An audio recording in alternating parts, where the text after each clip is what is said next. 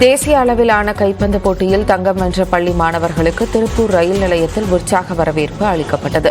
திருப்பூர் மாவட்டத்தின் பல்வேறு பகுதிகளைச் சேர்ந்த பள்ளி மாணவர்கள் ஜம்மு காஷ்மீரில் நடைபெற்ற தேசிய அளவிலான கைப்பந்து போட்டியில் கலந்து கொண்டனர். 8 பிரிவுகளாக நடைபெற்ற போட்டியில் 17 வயதுக்கு உட்பட்டோர் பிரிவில் திருப்பூரை சேர்ந்த 16 மாணவர்கள் கலந்து கொண்டு முதல் இடம் பிடித்து தங்கம் வென்று சாதனை படைத்துள்ளனர். இதையடுத்து வெற்றி கோப்பைகளுடன் திருப்பூர் ரயில் நிலையம் வந்தடைந்த மாணவர்களுக்கு பெற்றோர் மற்றும் சக மாணவ மாணவிகள் உற்சாக வரவேற்பு அளித்தனர். வெற்றி பெற்ற மாணவர்களுக்கு பொன்னாடை போர்த்தி இனிப்புகள் வழங்கியும் கௌரவித்தனர்.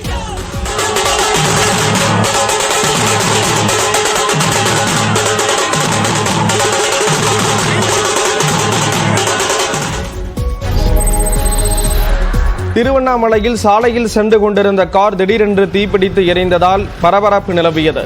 திருவண்ணாமலை தண்டராம்பட்டு சாலையில் கார் மெக்கானிக்காக பணிபுரிந்து வருபவர் வெற்றிவேல். இவரிடம் கோலாப்பாடி கிராமத்தைச் சேர்ந்த ஏழுமலை என்பவர் தனது டாடா இண்டிகா காரை பழுது நீக்குவதற்காக மெக்கானிக் ஷெட்டில் விட்டுள்ளார். மெக்கானிக் வெற்றிவேல் காரை பழுது நீக்கி பெயிண்ட் அடிப்பதற்காக திருவண்ணாமலை நல்லவன்பாளையம் புறவழிச்சாலை வழியாக சென்று கொண்டிருந்தார். அப்போது திடீரென்று காரில் முன்பக்கத்தில் தீப்பிடித்து எரிவதைக் கண்டு உடனடியாக காரை நிறுத்திவிட்டு கீழே இறங்கி தப்பினார். தகவல் அறிந்து வந்த தீயணைப்பு வீரர்கள் தண்ணீரை பீய்ச்சடித்து தீயை கட்டுக்குள் கொண்டு வந்தனர்.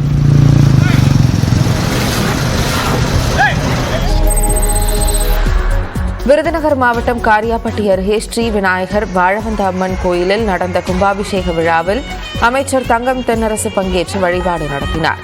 கும்பாபிஷேக விழா ஞாயிற்றுக்கிழமை அன்று கணபதி ஹோமத்துடன் தொடங்கி பல்வேறு பூஜைகள் நடத்தப்பட்டன.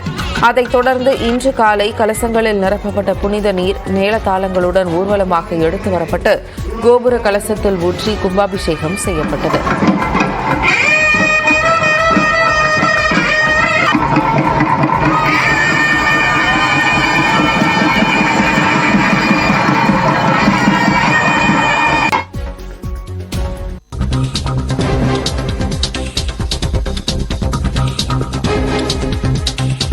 சென்னையில் நள்ளிரவு 2 மணி அளவில் பெய்த மழையின் காரணமாக விமான சேவையானது பாதிக்கப்பட்டிருக்கிறது. நள்ளிரவு 2 மணி அளவில் சூறைக்காற்றுடன் பெய்த கனமழையால் விமான சேவை பாதிப்பு ஏற்பட்டிருக்கிறது. சென்னைக்கு வரவேண்டிய 7 விமானங்கள் தரையிறங்க முடியாமல் அதிகாலையில் பாதிப்பு அடைந்திருக்கின்றன என்ற ஒரு தகவல் வெளியாக இருக்கிறது. சென்னையில் தரையிறங்க வேண்டிய ஒரு விமானம் பெங்களூருவுக்கு அனுப்பி வைக்கப்பட்டது என்ற ஒரு தகவலும் வெளியாக இருக்கிறது. சென்னை சுற்றுவட்டார பகுதிகளில் நள்ளிரவு முதல் பலத்த மழை பல இடங்களில் பெய்து வரக்கூடிய நிலையில் சென்னையிலிருந்து புறப்படக்கூடிய பல்வேறு விமானங்களும் தாமதமாக புறப்படக்கூடிய ஒரு சூழல் ஏற்பட்டிருப்பதாக கூறப்படுகிறது.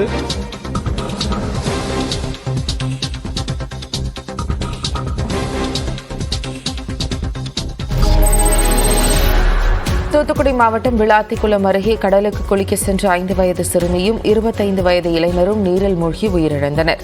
காமராஜர் நகரை சேர்ந்த சதீஷ்குமார் சோலையம்மாள் தம்பதியின் மகள்களுக்கு ஞாயிற்றுக்கிழமை காதணி விழா நடந்தது. இதைத் தொடர்ந்து குடும்பத்தினர் அனைவரும் வேம்பார் கடலில் குளிக்க சென்றனர். அப்போது சதீஷின் 5 வயது மகள் சாதனா நீரில் மூழ்கினார். அவரை சித்தப்பா டேனி காப்பாற்ற முயன்றார். எனினும் இருவரும் நீரில் மூழ்கி உயிரிழந்தனர். இருவரின் உடல்களையும் கடலோர காவல்படையினர் மீட்டு பிரேத பரிசோதனைக்கு அனுப்பி வைத்தனர். சேலம் மாவட்டம் ஆத்தூர் அருகே பூட்டிய வீடுகளை நோட்டமிட்டு பணம் நகையை கொள்ளையடித்த கர்நாடகாவைச் சேர்ந்த 2 பேர் கைது செய்யப்பட்டனர். விநாயகபுரத்தைச் சேர்ந்த கிருஷ்ணன் என்பவரின் வீட்டில் கடந்த 7ஆம் தேதி 23 சவரன் தங்க நகைகள் மற்றும் 3,50,000 ரூபாய் ரொக்கம் கொள்ளையடிக்கப்பட்டது. இதேபோன்று நரசிங்கபுரம் பகுதியில் ஸ்வர்ணலதா என்ற மருத்துவர் வீட்டிலும் கொள்ளை நடந்தது. இது தொடர்பாக விசாரித்த காவல்துறையினர் பெங்களூருவைச் சேர்ந்த மஞ்சுநாத், தார்வாடைச் சேர்ந்த லோகேஷ் ஆகியோரை கைது செய்து 20 சவரன் நகை மற்றும் கார் ஆகியவற்றை பறிமுதல் செய்தனர். அரியலூரில் வீட்டின் முன்பு நிறுத்தப்பட்டிருந்த இருசக்கர வாகனத்தை நபர் ஒருவர் திருடி சென்ற சிசிடிவி காட்சி வெளியாகியுள்ளது. செந்தில்குமார் என்பவர் ஞாயிற்றுக்கிழமை இரவு தனது இருசக்கர வாகனத்தை வீட்டு வாசலில் நிறுத்திவிட்டு தூங்க சென்றார். மறுநாள் காலை வந்து பார்த்தபோது அந்த வாகனம் மாயமாகியிருந்தது. இதையடுத்து சிசிடிவி காட்சியை பார்த்தபோது நபர் ஒருவர் சைடு லாக்கை காலால் எட்டி உடைத்து திருடி சென்றது தெரியவந்தது.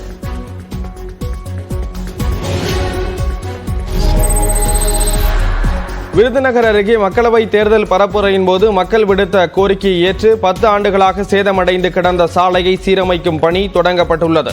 தேர்தலின் போது வாக்கு சேகரிக்க வந்த அமைச்சர் KKSSR ராமச்சந்திரனை முற்றுகையிட்ட பொதுமக்கள் சின்ன வள்ளிக்குளம் பிரதான சாலை கடந்த 10 ஆண்டுகளாக சீரமைக்கப்படாததால் பயன்படுத்த முடியாத நிலை உள்ளதாக குற்றம் சாட்டினர். அப்போது சாலையை சீரமைத்து தருவதாக உறுதியளித்த அமைச்சர் தற்போது 2,08 லட்சம் ரூபாய் மதிப்பில் புதிய சாலை அமைக்கும் பணியை தொடங்கி வைத்திருக்கிறார்.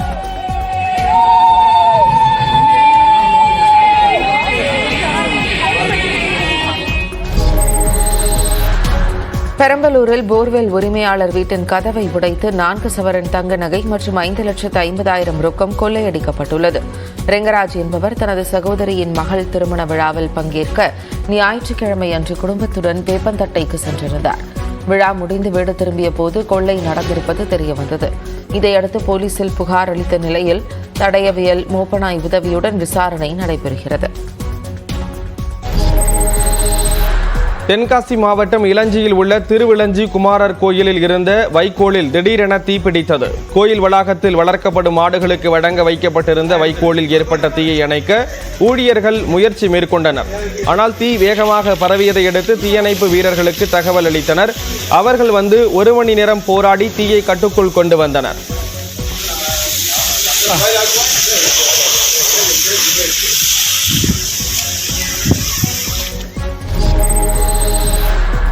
திருச்சி மாவட்டம் துறையூரில் வருமான வரித்துறை அதிகாரி போல் நடித்து 5 லட்சம் ரூபாய் 5 பவுன் நகை கொள்ளையடிக்கப்பட்டுள்ளது.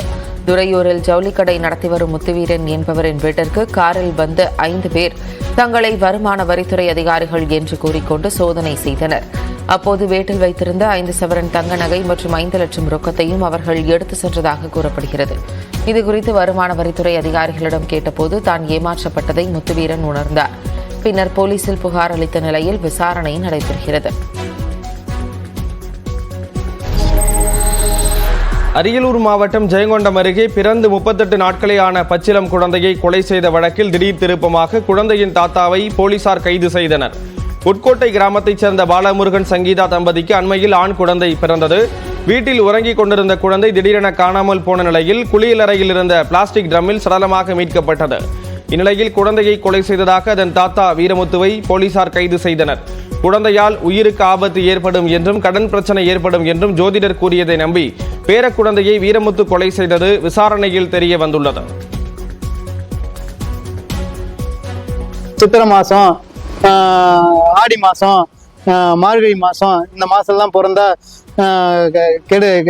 குடும்பத்தை கெடுதல் அப்படிங்கெல்லாம் யோசிக்க கூடாது. நம்ம வளர்க்கிறதும் நம்ம நல்ல பாசிட்டிவ் எனர்ஜியோட அவங்களுக்கு அந்த பிள்ளைங்களை வளர்ப்பு முறை தான் வந்து அந்த குடும்பத்தையும் அந்த குழந்தைங்களையும் நல்வழிப்படுத்தணும்.